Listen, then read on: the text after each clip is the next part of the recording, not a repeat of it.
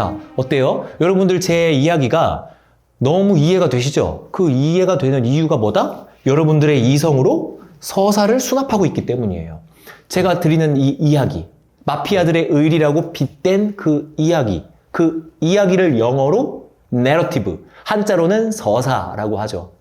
그 서사를 우리는 이성으로 수납합니다. 그러면서 거기에서 깨달음을 얻어요. 교훈도 얻고요. 자기 반성도 가져요. 이게 인간의 이성의 역할이에요. 그 어떤 고릴라가 내러티브를 듣고 공감을 하고 내러티브를 듣고 깨달음을 얻습니까? 그 어떤 고릴라가.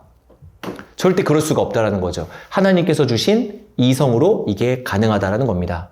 그래서 성경은 창세기를 펼치자마자 뭘로 구성되어 있다? 이야기, 내러티브로 구성되어 있다. 너무나 멋진 표현입니다. 사람은요, 서사 속에서 살고 있어요. 서사는 내러티브, 시간의 흐름 속에서 벌어지는 이야기를 우리는 서사라고 한다고 말씀을 드렸죠. 1초에서부터 10초까지. 그 10초라는 시간 동안에 이야기가 탄생된다는 거예요. 이야기가. 가만히 있으면 이야기가 탄생 안 되지 않나요? 가만히 있으면 되잖아요. 아니죠. 가만히 있었다라는 이야기가 탄생되잖아요. 시간 속에 있다라는 건 서사 속에서 살고 있다라는 거예요. 왜 성경은 서사로 구성되어 있을까? 서사의 주관자가 하나님이시라는 것을 보여주는 거예요. 시간의 주관자, 이야기의 주인, 우리가 태어나서부터 죽을 때까지의 그 거대한 서사는 하나님이 주관하고 계신다.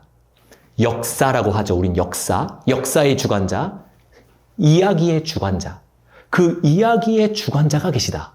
그래서 성경은 다 이야기로 구성되어 있는 겁니다. 이야기의 주인이시기 때문에. 모든 스토리의 주인. 그 말은 곧 뭐다? 시간의 주인.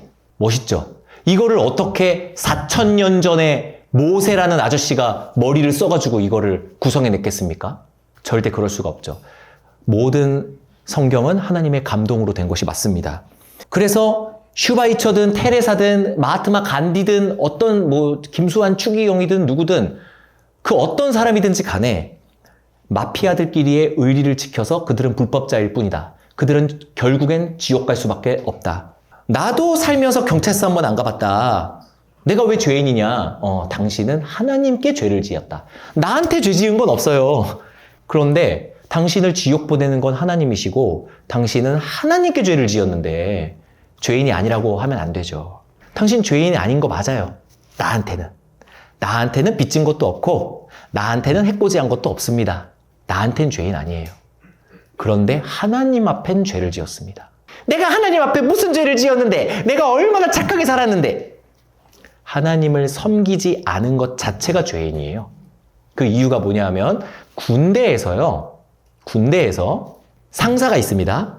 여기 눈 좀 치워라 라고 했습니다. 그런데 명령을 불복종 하잖아요. 그러면은 즉각 처분이에요. 전쟁 중이라면. 즉각 처분. 그냥 바로 총살해도 됩니다. 바로 영창 가는 거예요. 명령 불복종. 그게 죄예요. 그게 죄. 자, 그런데 하나님께서 나를 섬겨라 라고 하셨어요. 나를 섬겨라. 근데 귓등으로 듣고 순종하지 않았어. 그럼 명령 불복종으로 죄가 되는 거예요.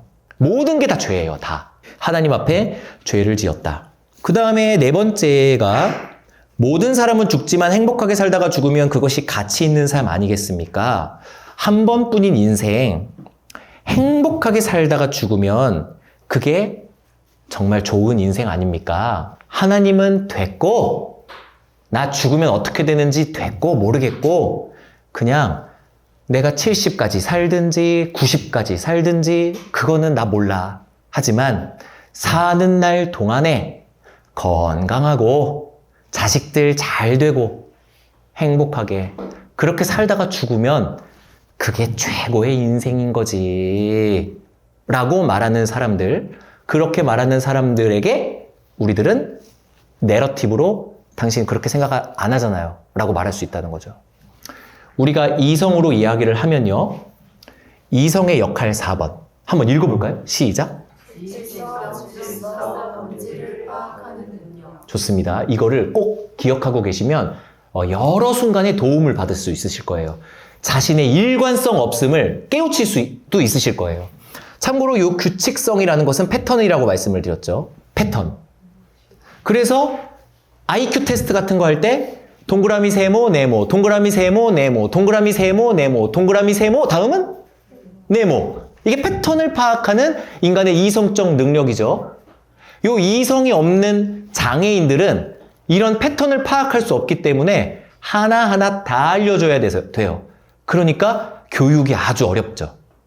그리고 우리 주변에 이성이 조금 떨어지는 사람들은 패턴을 파악하지 못하기 때문에 사람도 파악할 수 없고 말도 질문과 좀 이상한 답변들을 막 하죠.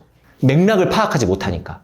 이성이 조금 떨어져서 그러는 거예요. 그 다음에 질서를 파악한다. 자, 일관성을 파악하는 겁니다. 이거는 일관성. 질서라는 것은 일관성에서부터 비롯되는데요. 봄, 여름, 가을, 겨울 다음에 다시 봄이 오죠? 그런데 봄, 여름, 가을, 겨울 다음에 다시 겨울이 오고 다시 겨울이 오고 다시 여름이 오고 갑자기 가을이 오고 이렇게 질서가 없다면 일관성이 없기 때문에 우리들은 이상하다는 생각을 하죠.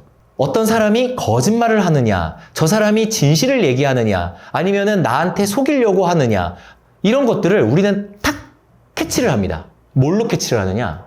일관성으로 캐치를 하는 거죠. 일관성. 그래서 자식들이 부모에게 있어서 가장 억울해하는 순간이 언제냐 하면은 정작 본인은 그렇게 살지 않으면서 나한테 그렇게 살아야 올바른 거라고 잔소리할 때, 그때 자식들의 마음속에는 부모님 당신이나 잘하세요 라는 억울함이 피어오르죠. 그 이유가 뭐냐 하면은 내가 하면 로맨스, 남이 하면 불륜, 내로남불. 이 일관성이 없어서 그런 거예요.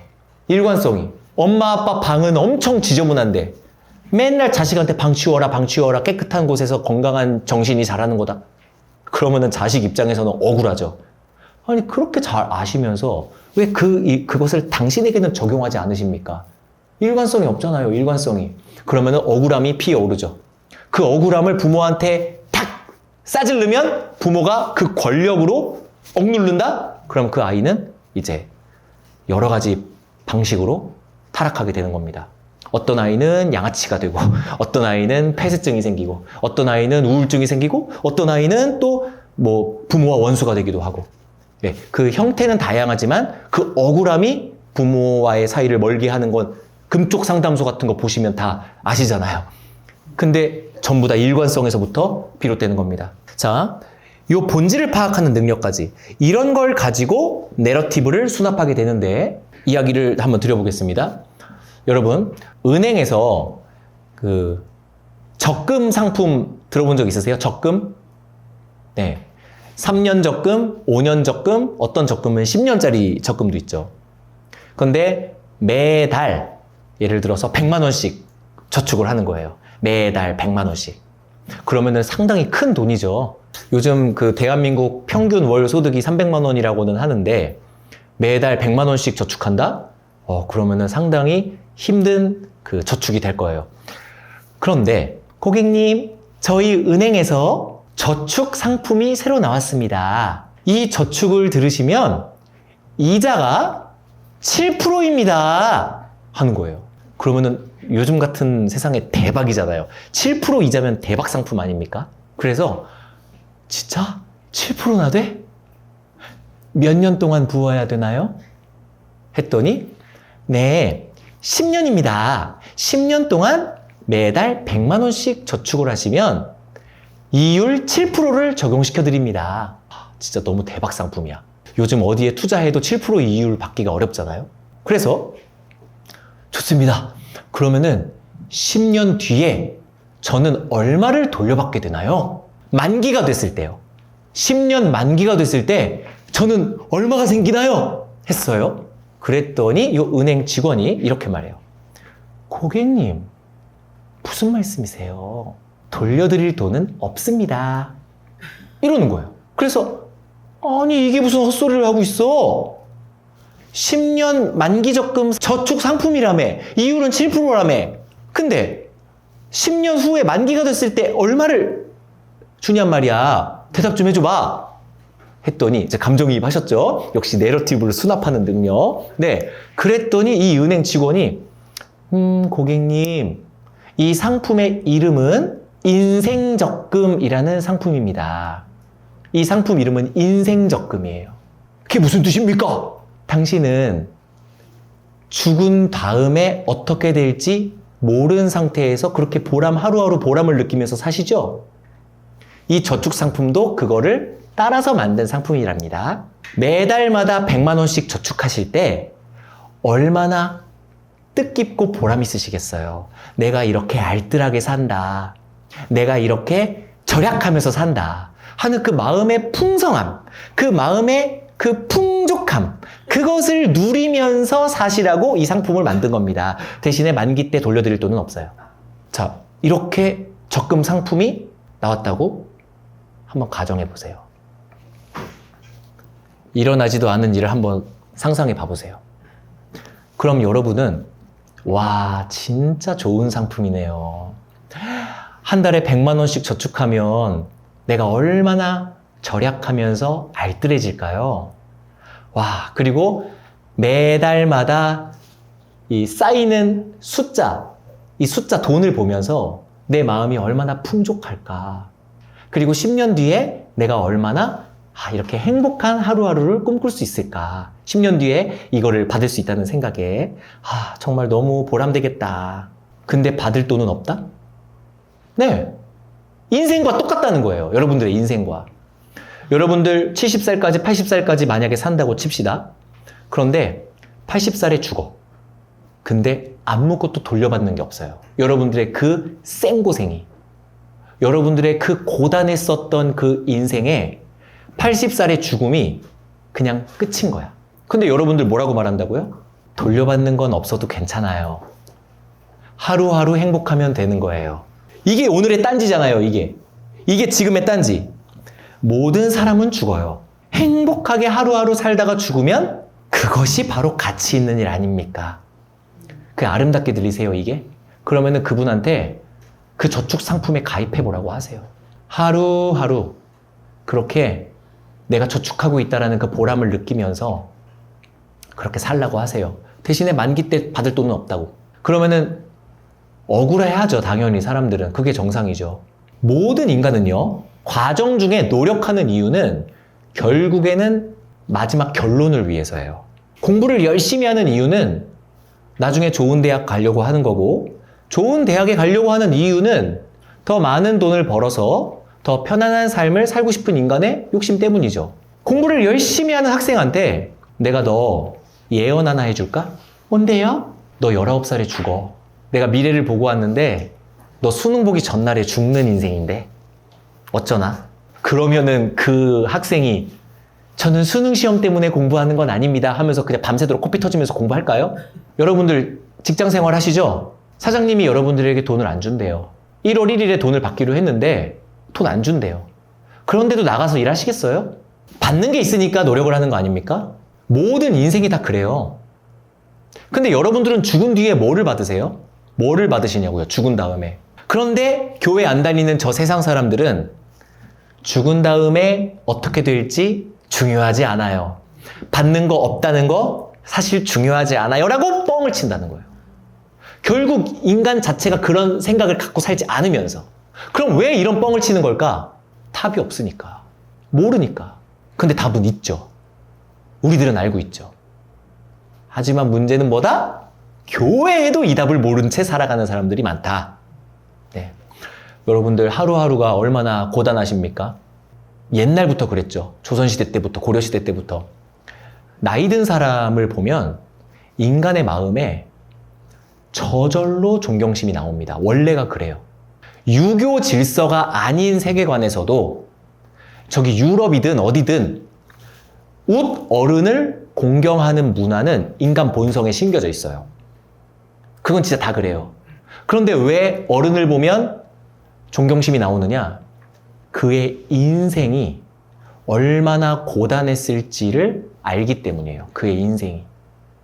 그의 인생이 참 힘들었을 거라는 걸 아는 거죠. 느껴져요, 그게. 주름이 자글자글한 할아버지나 할머니가 여기에 서 있기만 해도, 이렇게 서 있기만 해도 우리는 그분을 가만히만 쳐다보고 이 내러티브를 바라보잖아요? 그럼 눈물이 저절로 납니다. 저 사람의 인생이 불쌍해서. 연민. 그게 인간의 마음이에요. 인간은 일어났었던 일을 바라보는 능력이 있기 때문에 거기에서 불쌍함을 느껴요. 그런데 그 고단함 속에서 죽은 뒤에 뭐를 받는지도 몰라. 내가 죽은 뒤에 뭐가 어떻게 되는지를 몰라. 그런 인생 속에서 어떻게 우리는 행복할 수가 있겠냔 말입니다. 다시 한번 정리해 볼게요. 모든 사람은 죽어. 죽으면 피할 수 없지. 근데 난 괜찮아.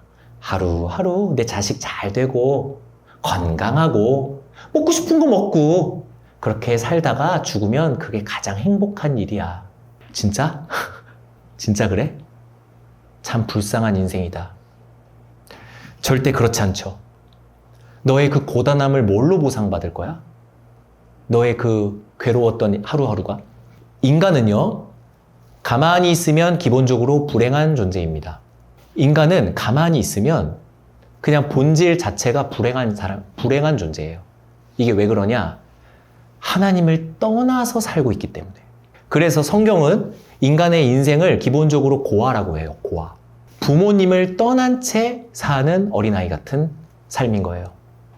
우리 어린아이를 보세요.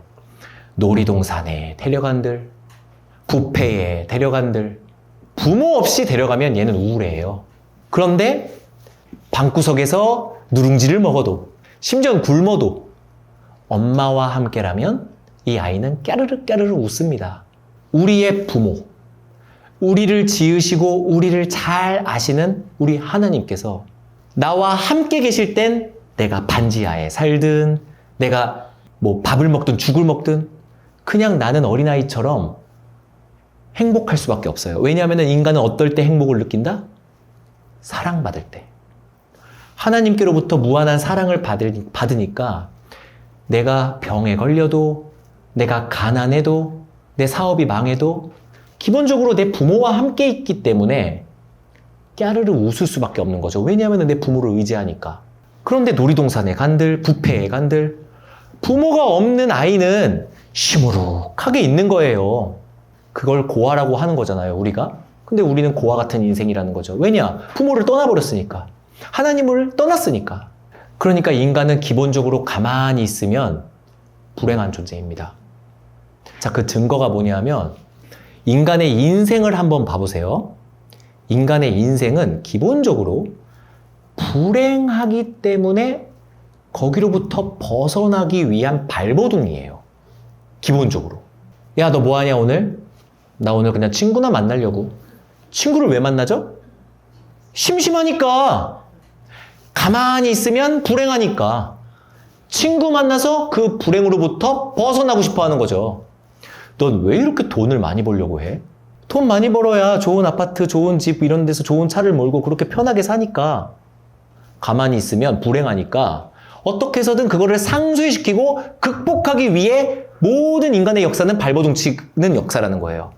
더 좋은 집에서 살고 싶고, 더 좋은 차를 몰고 싶고, 더 좋은 옷을 입고 싶고, 친구를 만나고 싶고, 여행을 떠나고 싶고, 이런 것들. 그 모든 것들이 가만히 있으면 불행하니까 그것으로부터 극복하기 위한 발버둥이라는 거죠. 인간은요, 불행이라는 도화지 위에 어쩌다 가끔씩 그 행복이라는 점이 찍힙니다. 이거를 깨달을수록 자살하는 게 답이라고 생각할 수밖에 없는 거예요. 결국엔 자살이 답이죠.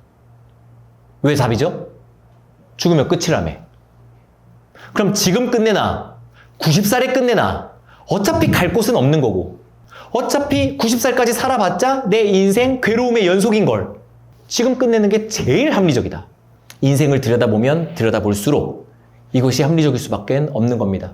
다 거짓말들이에요. 뭐가 없다고요? 일관성이 없어요.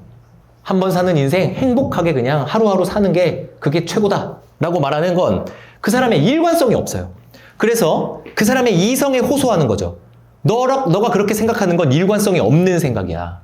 너 사실 그렇게 생각 안 하잖아. 아닌데? 난 그렇게 생각하는데? 하면은 내러티브 속에. 그러면 이 정기적금에 대해서 어떻게 생각해? 바로 일관성이 없음이 탈로 나버리죠. 이렇게 사람들은 하나님께 따지지만 이들을 우리들은 설득할 수 있습니다. 뭐에 호소한다? 이 이성에 호소한다. 그래서 사람의 전도는요, 하나님께서 자신의 계시를 받아들이라고 탑재시켜 주신 이성. 되게 중요합니다. 제가 이거 영상을 올렸더니 어떤 댓글이 달렸어요. 아, 사람의 이성이 하나님의 계시를 받아들이라고 준 것이었군요. 뭐 이렇게 댓글이 달렸어요. 그래서 제가 강의를 되게 집중해서 들으셨다라는 생각에 되게 너무 보람 있었던 댓글이 하나 있었는데 그 이야기를 다시 한번 해봅니다. 하나님께서 인간에게 이성을 왜 주셨느냐? 자신의 계시를 수납하라고. 받을 숫자. 자신의 계시를 받아들이라고. 이성을 주신 거예요. 그럼 그 계시가 왜 이야기로 구성되느냐? 서사. 왜 서사로 구성되느냐? 하나님이 시간의 주관자이시기 때문에. 그리고 인간의 이성은 서사를 수납하는 능력을 갖고 있기 때문에. 지정의의 지의 역할을 하는 인간의 이성에 대해서 아셨으면 좋겠는 그 지식이 있습니다. 이성의 특징은 불변성이 있어요. 지식은 변하지 않아요. 정서와 의지는 가변적입니다. 바뀌어요. 그런데 지식은 변하지 않아요. 1 더하기 2는 3. 변하지 않죠. 어떨 때는 5가 되고 내 기분에 따라서 7이 되고 내 기분에 따라서 6이 되고 그러지 않는다는 거예요. 내 결심, 내 의지에 따라서 갑자기 1 더하기 2가 5가 되기도 하고 7이 되기도 하고 그러지 않는다는 거예요. 1 더하기 2는 그냥 3이에요. 그렇기 때문에 문자 언어는 인간의 이성에 호소하는 언어입니다. 의지와 감정에 따른 언어가 아니라 문자 언어. 그래서 하나님의 계시는 특별 계시여 문자 언어로 우리들에게 전해져 내려오고 있어요. 그 하나님께서 그렇게 결정하셨어요. 문자 언어는 내 기분에 따라서 바뀌는 게 아니거든요. 제가 예를 하나 드려볼까요? 사람의 기분에 따라서 어떤 사람의 말이 아니꼽게 들리기도 하고 어떤 사람의 말이 다정하게 들리기도 해요. 되게 진짜 너무 믿을 수가 없어요. 이 사람의 기분과 의지는. 예를 들면 내가 기분이 좋아. 오늘따라 뭐 월급을 좀 추가로 받았어. 그래서 콧노래가 막 흥얼거려서 이렇게. 그런데 이때 남편이 여보 밥 좀 줘 했어. 그랬더니 그래요. 밥도 안 먹고 뭐 했어 여지껏 하면서 맛있게 밥을 줘. 오늘 기분이 좋거든요. 그런데 남편의 음성 언어가 똑같이 여보 나 밥 좀 줘 라고 했는데 오늘 내 기분이 안 좋아. 오늘 동료하고 다퉜거든. 그러면은 갑자기 여보 나 밥 좀 줘 라는 그 말이 어떻게 들리죠? 누구를 식모로 하나 하면서 쫙! 하면서 쏘아붙이게 되는 그런 에피소드들 들어본 적 있으시죠? 이 사람의 이 정서라는 것은요, 이거는 믿을 수가 없는 거예요. 하나님께서 음성 언어로 내가 너를 사랑하노라 라고 만약에 귀로 들린다고 한번 생각해 보세요. 그러면은 이 말투가 중요해. 그 말투가 사람에게 더 중요해. 하나님께서 내가 너를 사랑하노라 하면은 따뜻한 하나님의 음성 이러면서 내가 너를 사랑하노라 하면은 뭐야? AI야? 뭐야? 왜 이렇게 기계적이셔? 내 감정에 따라서 막 이랬다가 저랬다가. 그리고 또 사람의 정서와 의지는 이게 공유가 안 돼요. 공유가. 절대성이 없어요. 그래서 하나님께서는 자신의 계시라는 말이 뭔지 기억나시죠? 하나님께서는 자신을 드러내시는 거, 그거를 우리는 계시라고 합니다. 계시. 하나님께서는 자신을 드러내지 않으시면 우리 같은 피조물은 하나님의 하자도 모릅니다. 하나님을 인식할 수가 없어요. 하나님께서는 자신을 드러내셔야 돼요. 짜잔 하고 드러내셔야 돼요. 그 드러내시는 걸 우리는 어려운 말로 계시, 하나님의 계시가 있었다. 계시 이렇게 표현하는 겁니다. 자, 그럼 하나님의 계시가 뭘로 수납되느냐? 이성으로 수납된다는 거예요. 이성으로. 왜냐? 하나님은 영원히 불변하시는 분이니까 이 문자 언어가 하나님의 계시를 담기에 가장 바른 그릇이라는 거죠. 문자 언어가. 그런데 교회에서는 가끔씩 왜 자꾸 성경을 읽으라고 하는 거야. 나는 태어나서 글씨 읽는 게 제일 싫어. 차라리 설교는 10편 듣겠어. 근데 성경책 읽는 거는 너무 싫어. 읽어도 모르겠어. 하나님의 속성이 영원하시기 때문에 영원한 그 언어, 문자라는 언어를 통하여서 자신을 계시하시기를 기뻐하셨다. 그리고 그 문자가 뭘로 이루어져 있냐면은 서사로 이루어져 있다. 왜냐면 인간의 이성은 서사를 수납할 수 있는 장치이기 때문에. 그리고 잘 집중해서 한번 들어보세요. 하나님께서는 우리를 왜 만들었냐? 교제하려고 만들었다. 뭐 하려고 만들었다고요? 교제. 부모가 자식을 왜 낳죠? 가둬놓고 키우려고? 아니면은 바른 인간 하나 양육하려고? 그래서 넌 이렇게 살아라, 저렇게 살아라, 이렇게 살아라, 저렇게 살아라. 이렇게만 하는 게 그게 키우는 건가요? 부모와 자식은 교제하기 위해서 존재하는 거예요. 부모가 자식과 함께 놀 때 그 이루 말할 수 없는 행복을 느낍니다. 맞죠? 저희 엄마도 그래요. 저희 엄마도 아들과 함께 노는 걸 제일 좋아해요. 남편보다 나랑 노는 걸 더 좋아해. 근데 완전 이건 올바른 감정이죠. 부모는 자식과 함께 놀 때 그 어떤 친구도 제공할 수 없는 뿌듯함과 사랑스러움과 애틋함과 그런 게 있습니다. 그리고 자식도 부모와 함께 있을 때 가장 안정감을 느끼고 나를 가장 잘 이해해주는 존재이기 때문에 사랑스러움을 느껴요. 이거 여담인데 공부 안 하고 탈선하는 아이들, 걔네들을 돌이키는 최고의 방법이 너 그렇게 살다가 돈도 못 벌고 그러면 어떡할래? 그러다가 너 거지로 살면 어떻게 할래? 그때 애들이 눈 하나 꿈쩍 안 해요. 야, 컵라면만 먹고 살아도 괜찮은데? 이래요. 근데 여기에서 가장 잘 돌이킬 수 있는 방법이 뭐냐 하면 그러다가 네 부모 암 걸리면 어떡할래? 이러면 애들이 많이 울어요. 여럿 돌이켰습니다. 제가 이 대사로. 돈을 벌고 훌륭한 사람이 돼서 그럴듯하게 번듯하게 돈을 벌고 저축하고 해야 한단다. 그 이유가 뭐냐 하면 너를 위해서가 아니라 네가 사랑하는 사람을 지키기 위해서야. 너 부모 그러다가 암 걸리면 그 수술 너 어떻게 시켜줄 거야? 그때 애들이 할 말을 잃어요. 너희 엄마가 암 걸렸어. 근데 수술비가 5천만 원이래. 근데 너는 이따위로 살다가 통장에 하나도 돈이 없어. 넌 컵라면만 먹고 행복하게 살고 있었거든. 그럼 넌 엄마가 죽는 걸 볼 수 있겠어? 이때 애들이 할 말을 잃어버린다는 거예요. 그 정도로 자식은 부모를 사랑해요. 그래서 여러 돌이켰어요. 어떤 애는 펑펑 울더라고요. 남자애인데. 펑펑 울면서 제가 어떻게 하면 되나요? 저 무슨 영화의 한 장면인 줄 알았어요. 네, 제가 어떻게 하면 되냐요. 그런 생각은 한 번도 해본 적이 없대요. 돈을 버는 이유는 그거죠. 나를 위해서가 아니라 내가 사랑하는 사람을 지키기 위해서. 우리 부모님들도 마찬가지 아닙니까? 내가 직살나게 일하는 이유는 자녀를 위해서 아닙니까? 나는 아무렇게나 살아도 되죠. 사랑하는 애가 아프기라도 해봐요. 병원비 내야죠. 이게 모든 것의 동기죠, 우리들의. 자, 이거는 잠깐 여담이었고요.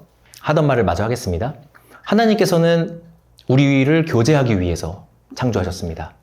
우리를 바라보면서 장난감 피규어처럼 아이고 귀여워라, 아이고 잘한다, 아이고 잘한다 하려고 저희를 만드신 게 아니라 교제를 하려고 만드셨어요.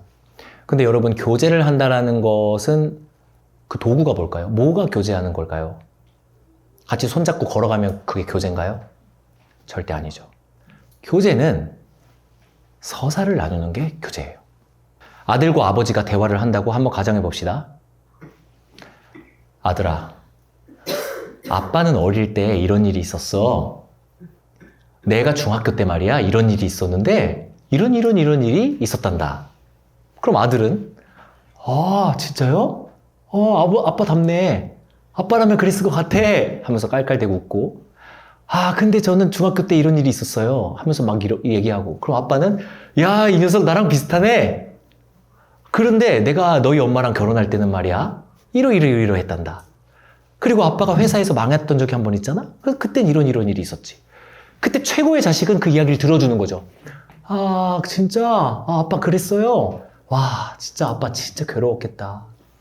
근데 이 녀석아, 너 때문에 버틴 거야.